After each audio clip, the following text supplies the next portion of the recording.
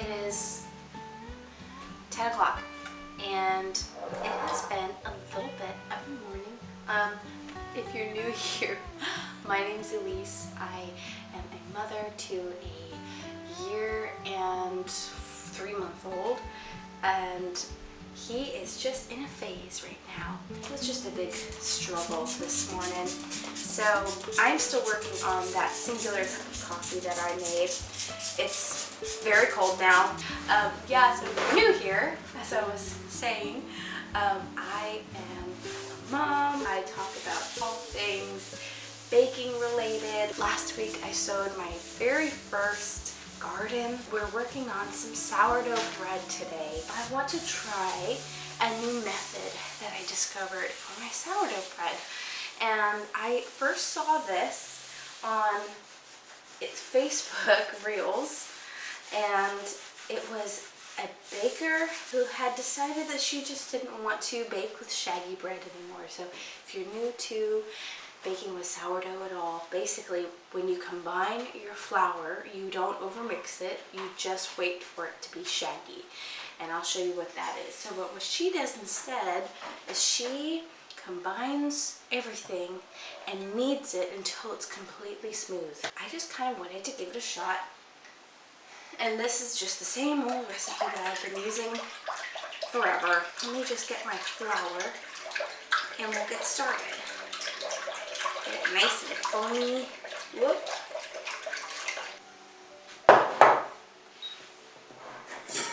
So for my sourdough bread combination that I use is I do 100 grams of sourdough, 10 grams of salt, 330 grams of water, and 500 grams of your bread flour. Okay, right on the dot, 500 grams. Okay. Combine the flour, and I'm also going to combine the last little bit of water. I need to add just 20 grams. There we go. And then my salt. Mix.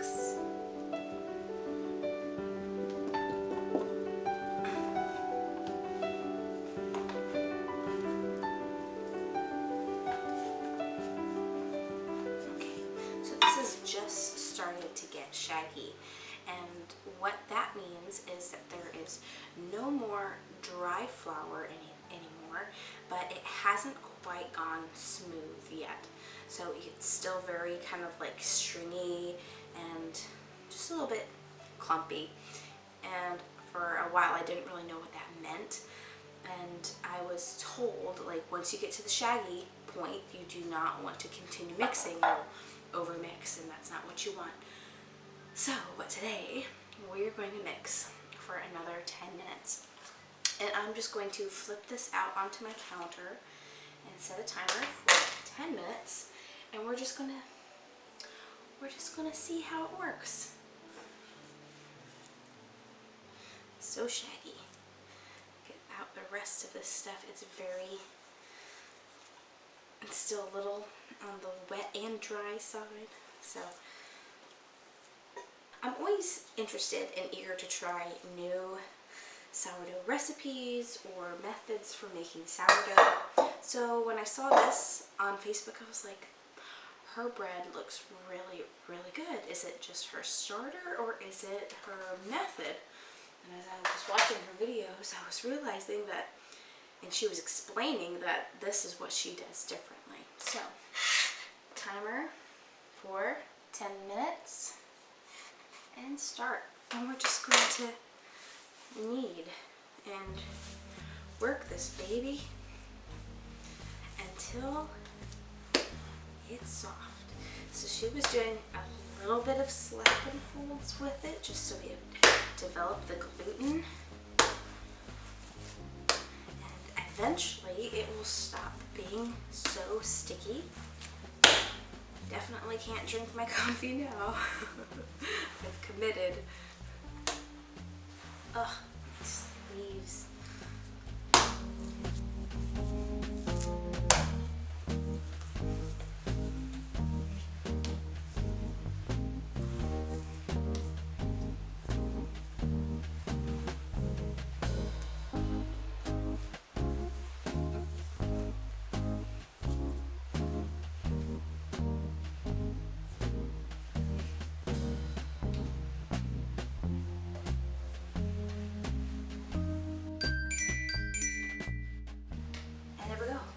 10 minutes.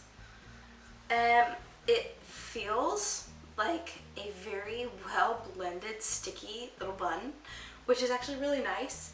And towards the end, it was starting to not feel nearly as sticky, although like literally my hands are just covered in some of this dough. So what we're going to do is we're just going to let it sit for 30 minutes and then we'll come back in and do some stretch and folds, and we'll just see how it's turning out.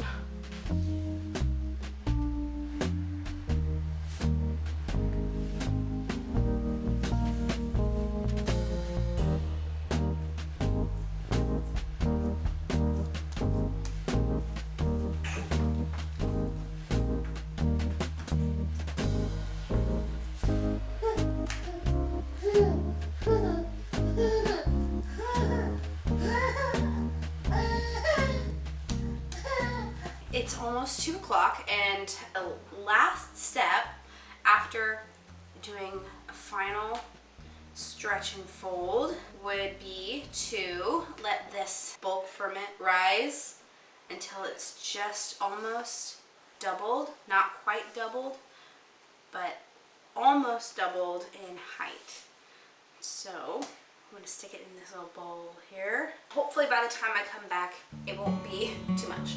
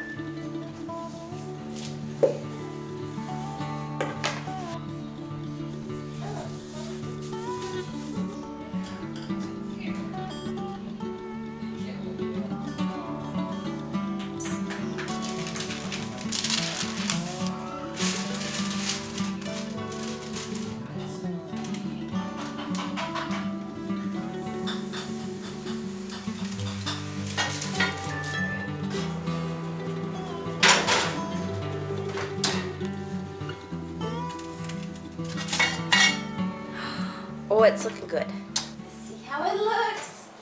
Oh my gosh. Hot, hot. Wow.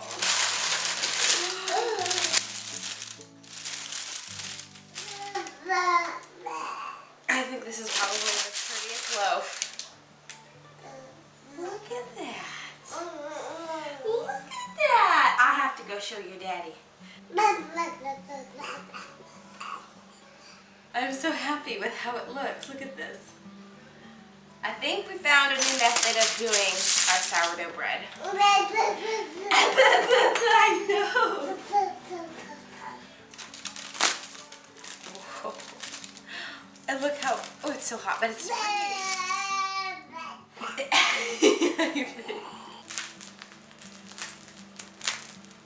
oh, it just sounds so good. I am just getting around to making some lunch, and this is all that's left of our bread.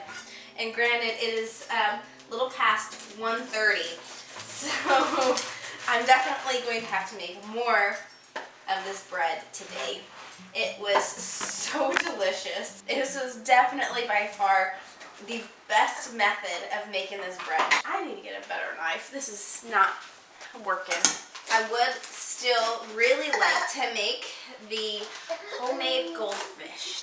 If I actually get a chance. We've been outside working in the yard and just cleaning up the trees and all of my undergrowth and getting rid of all of that. It's just a lot of work. I need a new knife. This is so bad. Oh, it's just, look at that. It's just so beautiful and it's soft. Just delicious.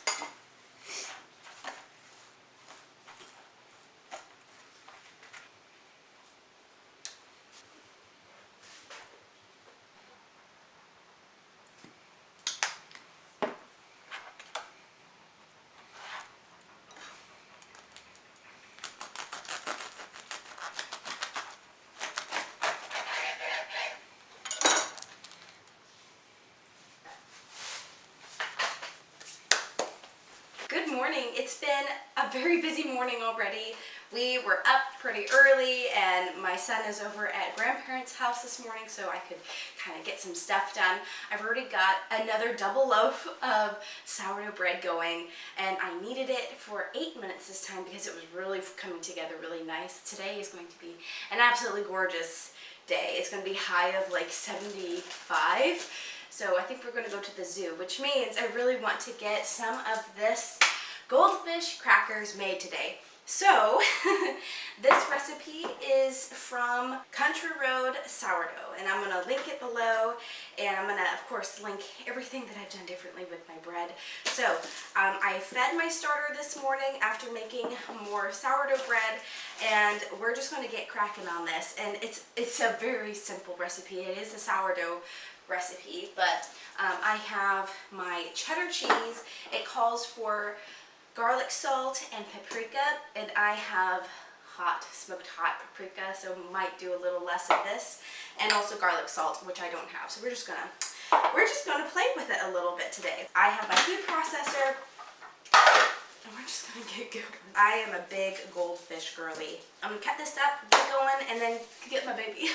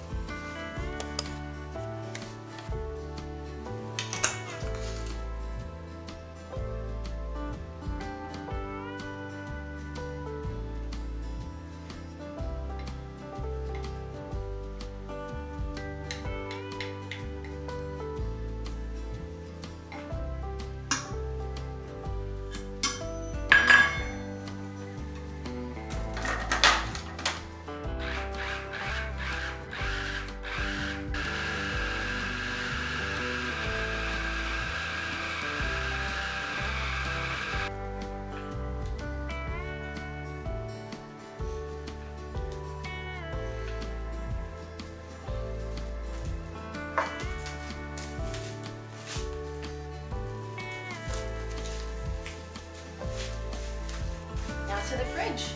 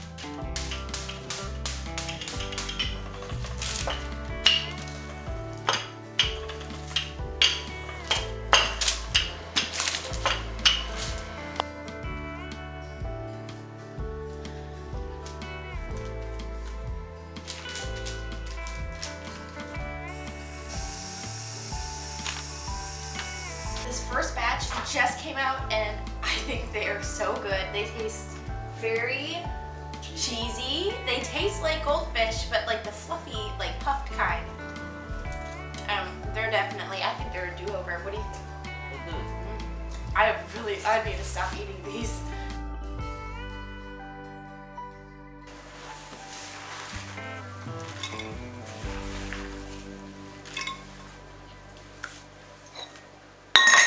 Good morning. We have had such a fun week just baking. We're wearing our pajamas this morning. It's been a very cozy, very so slow waking up kind of a morning. But I got my bread made that I was preparing yesterday. So just as a recap, this is a double recipe. I incorporated my ancient grains and not just my artisan bread like I did in the very first loaf. And this has turned out absolutely amazingly. I did everything the exact same as I did with that first loaf. I might have been a little bit less consistent just being in the kitchen yesterday. I was outside playing with my son, and then I'd go, oh, I have to go do some stretch and fold. So a little bit further increments apart, but these have turned out amazing. They're still hot, and they are, I'm very happy with how they look. I tried to get an ear on this one, but this one turned out really good. But listen to this. That crumb just sounds so good. So I'm gonna let it keep resting for a little bit and then break into it and see how it turns out. You know, maybe we could just do that, just a quick little peek. Let's just take a little peek. We'll do this one first. It's still hot, so we'll just see.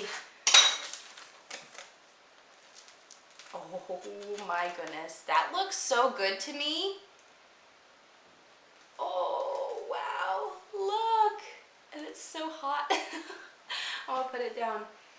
Oh, it smells absolutely incredible. I think, needless to say, I have found the best sourdough preparation method, at least for me, that works really well. It is more intuitive, I feel, than just letting it stay shaggy, and I feel like it also needs less work. My original recipe and method that goes together, it takes an entire day. If you start first thing in the morning to prepare the bread,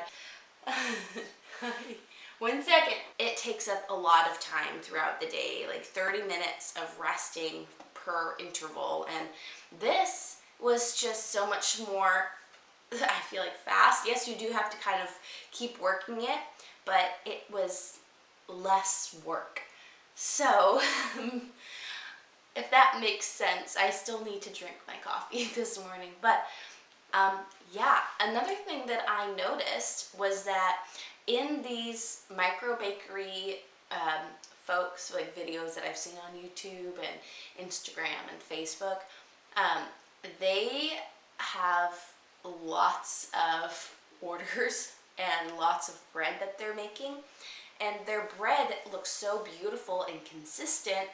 And the thing I noticed is that they mix everything together in a blender, in a big mixer. And so it was like, okay, well, this is basically the same thing. You're mixing everything together in a blender, but instead you're just using your hands and mixing it for like 10 minutes. So I think they turned out beautifully, and it's really nice and soft and well cooked in the middle. Yeah, I'm very, very happy. I'm going to keep doing this. And it was more fun. I feel like it was more enjoyable actually just getting my hands in there and just mixing it up, and instead of having to wait for so much and wait for the bread to rise and all this stuff. So anyway, thank you so much for joining me this week of experimental baking, and I'm really happy with the results of this and how my goldfish turned out. And I have to say, they were a really big hit. The only thing I think I would do differently is add more paprika and also make sure that it's rolled out very, very thin. I do really like the puff of the goldfish. I think it's kind of a nice little, you bite into it, it's got a little tiny crunch, but it's puffy. But I do think that the thinner Goldfish cracker would actually be delicious as well. But anyway, if you enjoyed this video, please do give it a like, and hopefully next week we can keep doing some more baking and be in the garden. This week is just absolutely going to be gorgeous. So again, thank you so much for watching, and I will see you next week. Happy baking, and let me know if you have any tips on making sourdough bread. I'll see you next time.